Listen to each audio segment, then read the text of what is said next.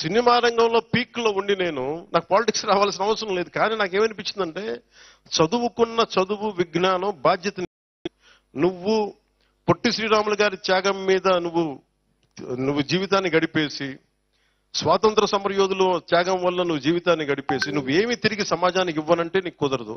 అది నా అంతరాత్మ చంపేసిందని. దానికోసం వచ్చాను రాజకీయాల్లోకి. పదవి రావచ్చు, రాకపోవచ్చు, గెలవచ్చు, ఓడిపోవచ్చు. ఈరోజు గెలవచ్చు, కానీ నాకు ఈ రోజున ఉప ముఖ్యమంత్రి కావచ్చు. కానీ నేను ఎప్పుడు ఒకటే మనిషిని. ఓడినా గెలిచినా, పదవి ఉన్నా లేకపోయినా నేను ఒకటే వ్యక్తి. అది మారదు.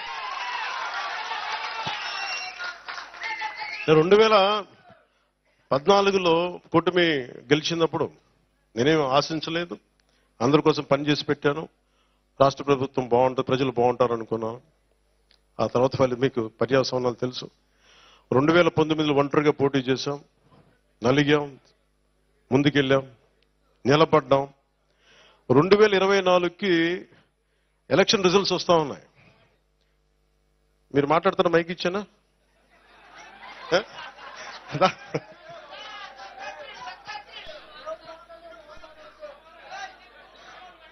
కొంచెం మీరు రైట్ సైడ్ దయచేసి కొంచెం మీరు మౌనం పాటించండి.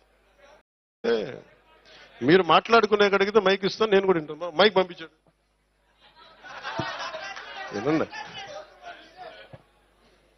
నువ్వు కాపాడు, నువ్వు శాంతించి చెప్తాను నా మాట.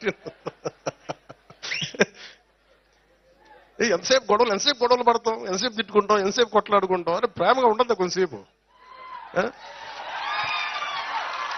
2024లో మన ఎన్నికలప్పుడు నేను ఆలోచిస్తున్నాను, రిజల్ట్స్ చూడాలా వద్దా, నాకు పిఠాపురం నన్ను గెలిపిస్తా లేదా, ఓకే ఏం లేదు నేను అనుకుంటున్నా. ఓడిపోయినప్పుడు నేను ఆ రోజు టీవీలు చూడలే.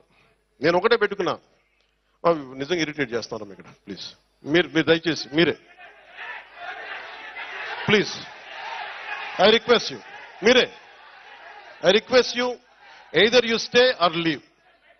మీరే తప్పది, మాట్లాడద్దు. ఎవరో తెలియదు నాకు, అక్కడ బయటికి వెళ్ళిపోండి ప్లీజ్. తప్పది.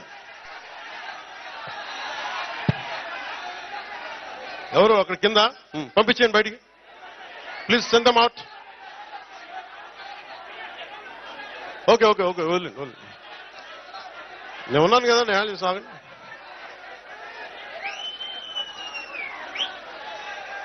ఓకే దయచేసి కూర్చోండి.